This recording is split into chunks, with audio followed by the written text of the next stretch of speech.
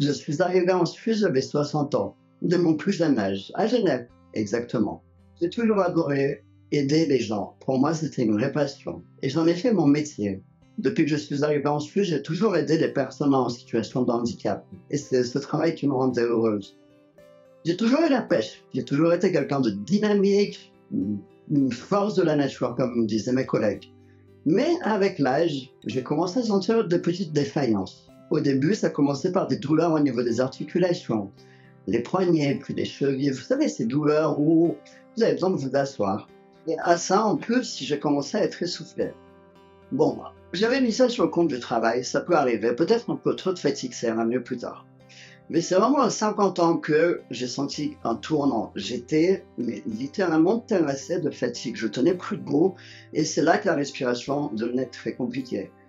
Impossible de monter des marches normalement. Impossible de faire les courses, de prendre un petit sac de course sans être essoufflé. Et en fait, je me suis dit, il faut aller voir un médecin parce que ça devenait vraiment handicapant.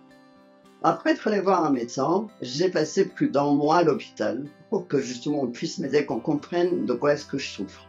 Alors on m'a diagnostiqué une polyarthrite rhumatoïde, mais au-delà de ça, il y avait aussi une atteinte pulmonaire. Et là, honnêtement, c'était pas facile, parce que quand vous êtes actif, dynamique, et qu'on vous dit qu'à partir de maintenant, vous allez devoir vivre avec une maladie, c'est pas vraiment facile à accepter. J'ai dû adapter mon rythme de travail, mon rythme personnel, ma vie, simplement.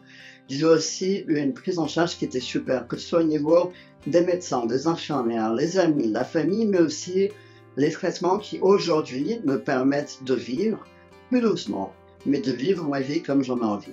Et le message que j'ai envie de faire passer à tout le monde, c'est que oui, des fois, ça peut arriver, qu'il nous arrive des choses qui n'étaient pas prévues dans notre vie, et notamment la maladie, mais avec un esprit positif, une bonne prise en charge, tout est possible. En parlant de ça, d'ailleurs, cet hiver, justement, je vais faire mon premier voyage avec ma meilleure amie sur une île, justement, dans les Maldives. Donc voilà, comme quoi la preuve, on peut faire ce qu'on veut même en étant malade.